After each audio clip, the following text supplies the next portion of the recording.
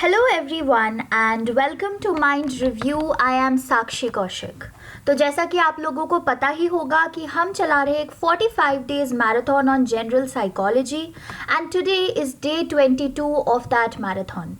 So if you have missed any video from day 1 to day 21, then make sure you watch those videos because they will be really beneficial for you. The link for these videos is in the description box below. कल की video में हमने बात की थी structure of brain की, जिसमें हमने काफ़ी डिटेल में पूरे ब्रेन का स्ट्रक्चर समझा था, right. And today we are going to talk about the function of brain, कि ये जो हमारा ब्रेन इतना इम्पॉर्टेंट पार्ट है हमारी बॉडी का, उसके क्या फंक्शंस हैं. So let us get started. I hope you have your pen and your notebook so that you can make notes. So the first thing is about Broca's area. तो हमारे brain में एक area होता है जिसको हम बोलते हैं Broca's area, and this area is present in the left frontal lobe. तो ये चीज़ यानी कि फ्रंटल लोब, टेम्पोरल लोब, ये सारे लोब्स हमने कल डिस्कस कर लिए थे. If you have missed yesterday's video, make sure you also watch that, right. So the Broca's area is present in the left frontal lobe, and what does it do? It is used in the production of fluent understandable speech. तो जैसे मैं अभी बात कर रही हूँ तो वो जो स्पीच है वो फ्लुएंट है, right. I am continuously talking and what ever I am speaking is also understandable, क्योंकि आप समझ पा रहे हो मैं क्या बोल रही हूँ. सो ये हो पा रहा है because of Broca's area. So Broca's area that's present in the left frontal lobe is responsible for the production of fluent language, fluent speech and understandable speech, right. But अगर ये जो हमारा ब्रोकाज एरिया है ये damage हो जाता है because of some reason, तो पर्सन को जो हम बोलते हैं, अगर ब्रोकाज एरिया डैमेज हो गया तो पर्सन को the person is diagnosed with Broca's aphasia, right. If the Broca's area gets damaged, then the person is diagnosed with Broca's aphasia. और Broca's aphasia में क्या होता है कि वो जो words हम लोग बोलते हैं, right, they will be halting and they will be pronounced incorrectly. So क्योंकि Broca's area responsible होता है एक fluent speech के लिए, एक understandable speech के लिए, तो अगर वही area damage हो जाता है तो हमारी जो speech होती है वो fluent नहीं रहेगी, right. words हम broken तरीके से halting रुक रुक कर बोलेंगे, और जो प्रोनाउंसिएशन होगा, इवन वेरी कॉमन वर्ड्स, ऐसा नहीं है कि बहुत जो स्ट्रॉन्ग वोकैबुलरी होती है उनका प्रोनाउंसिएशन गलत हो रहा है, वो तो हम सबसे होता है, राइट.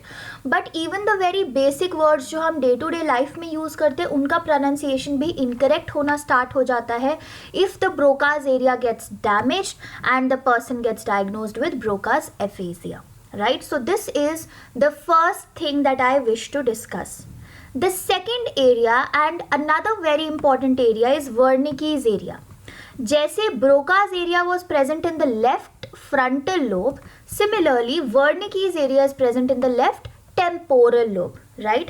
And Wernicke's area किस चीज़ के लिए responsible है? It is responsible for understanding of language. तो देखो दोनों ही language से related हैं, but Broca's area was responsible for the production of fluent speech and understandable speech. और Wernicke's area responsible है कि जो भी language आ रही है क्या आप उसे अंडरस्टैंड कर पा रहे हो या नहीं कर पा रहे, right. So it is important for understanding the language.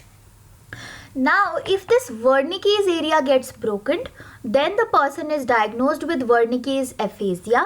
And in this होता क्या है कि जो स्पीच है वो तो फ्लुएंट रहती है. क्यों फ्लुएंट रहती है? बिकॉज ब्रोकाज एरिया तो इंटैक्ट है. But that speech which is fluent is non essential. Non essential का क्या मतलब हुआ कि जो वर्ड्स कोई भी इंसान अपने मुंह से निकाल रहा है, whatever the person is speaking, over there wrong words are used. तो कुछ रॉन्ग सेंटेंस फॉर्मेशन होता है, रॉन्ग वर्ड्स यूज किए जाते हैं. So even though the person is speaking very fluently, but the words that are being used, the organization of words is very very wrong because Wernicke's area में damage हो गया. So this was about your Broca's area and Wernicke's area. Guys please make sure कि आप इन दोनों areas के बारे में अच्छे से समझ ले, because this is a very very common MCQ question that comes. So here you can see the location, जैसा कि मैंने हाईलाइट भी कर दिया है. ये है आपका ब्रोकाज एरिया, ठीक है, और ये है आपका Wernicke's एरिया. एक आपका टेम्पोरल लोब में है और एक आपका फ्रंटल लोब में है. Now talking about the left brain and the right brain. ठीक है, हमारा ब्रेन कन्वीनियंस के लिए हमने लेफ्ट एंड राइट पार्ट्स में डिवाइड किया है. Now what is the function of our left brain and what is the function of our right brain? Let us study one by one. तो हमारा जो left brain होता है, it controls language, writing, logical thoughts, analysis and mathematical abilities. Right, तो हमारी जो mathematical problems solve करने की एबिलिटीज़ होती है, लॉजिकल क्वेश्चंस को सॉल्व करने की एबिलिटीज़ होती है, एप्टीट्यूड होता है, रीजनिंग के जो क्वेश्चंस होते हैं या फिर राइटिंग और लैंग्वेज की जो चीज़ें होती है, उन सबको कंट्रोल करता है हमारा left brain. Right, and the people who have who have a left brain or whose left brain functions quite highly, they are very good with mathematical abilities, they are very good with logical reasoning. ठीक है, तो ये चीज़ हो गई left brain के बारे में. अब हम बात करते हैं राइट ब्रेन की. What is the function of our right brain? So right brain processes information globally. That means वो entirety में information को process करता है, कंट्रोल करता है हमारे emotional experiences, spatial perception, recognition of faces, patterns, melodies and emotions. So basically it is said that because right brain हमारे काफ़ी ज़्यादा इमोशनल एक्सपीरियंसेस को कंट्रोल कर रहा है, स्पेटियल परसेप्शन है उसमें, पैटर्न्स है, इमोशंस है. So the people who have a right brain dominant, right, जिनका right brain dominant होता है, those people are very creative. Usually the poets, the other people, right, they are very creative, full of emotions. ऐसा नहीं है अब कि जिसका left brain dominant है उसमें बिल्कुल भी creativity नहीं होगी. No, it's not like that. But just the matter of fact is कि जिनका लेफ्ट ब्रेन डोमिनेंट होता है, they are more likely to show exceptional abilities in mathematical things, logical things, right, language and writing things. And the ones who have a right brain dominance would more likely show the creativity part, the melodies, recognition of faces, the emotional experiences and all of these things.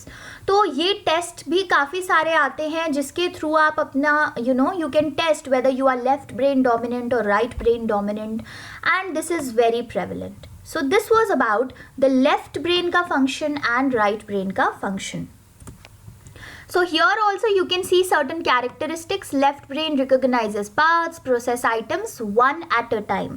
ठीक है, पहले एक चीज़ हो गई, उसके बाद दूसरा होगा. Works best with clear rules, uses language, analytics, logic, science and math. Whereas when we talk about the right brain, it recognizes the whole. तो वो कोई भी information parts में process नहीं करता, सारी information whole में process होती है, right? Understands the stories and analogies, grasps the information by emotions, right? It works best by using symbols, perceiving words as patterns of sound. Holistic होता है, यानी कि whole में intuition पे काम करता है, and mostly in case of art and music का creativity. So these are certain more characteristics that you can know about left and right brain. And finally अगर हम इन सम बात करें कि हमारा ब्रेन का क्या फंक्शन है, क्या रोल है हमारी बॉडी में, so brain is very very important. It controls our thoughts, it controls our memory, it controls our speech, हमारी जो आर्म्स और लेग्स हैं उनका मूवमेंट का कंट्रोल, एंड बहुत सारे और जो ऑर्गन्स हैं हमारी बॉडी में उनकी फंक्शन का कंट्रोल करना भी ब्रेन के ही हाथ में होता है. सो इन सम what basically we need to know about is that brain is a very very important part of us, and it controls a lot of functions and a lot of things in our body. So now is a time of small quiz. All those who have been following this 45 days marathon on general psychology, उनको पता होगा कि हर video की and में एक छोटी सी quiz रखी जाती है with the help of which you can test your own knowledge and not the knowledge of Google or your books, right? So guys, make sure कि आप इस टेस्ट को छोटे छोटे 3 क्वेश्चंस हैं, फुल ऑनेस्टी से आंसर करें. You can type out your answers in the comment section below, या फिर आप अपनी नोटबुक में अपने आंसर्स लिख सकते हैं. And once you have written down your answers, then you can sort of check कि आपने आंसर सही दिया था या गलत दिया था. You can check this from the description box. जो नीचे डिस्क्रिप्शन बॉक्स दिया गया है उसमें मैंने करेक्ट आंसर्स लिख दिए हैं. सो नो वरीज, अगर आपका कोई आंसर रॉन्ग हो जाता है you can just replay the video and watch it again, ताकि जो भी चीज़ गलत हुई है उसको आप अच्छे से समझ लें. So thank you for watching today's video. I hope आपको सारी चीज़ें समझ आ रही है. Let me know in the comment section कि 45 डेज़ का मैराथन आपके लिए यूज़फुल है कि नहीं है. आई एम श्योर यूज़फुल तो होना ही चाहिए. And do share it with your friends जिनको साइकोलॉजी में इंटरेस्ट हो, because now no if no but only study with us. So till then, have a good day and I'll meet you tomorrow sharp at 2 p.m.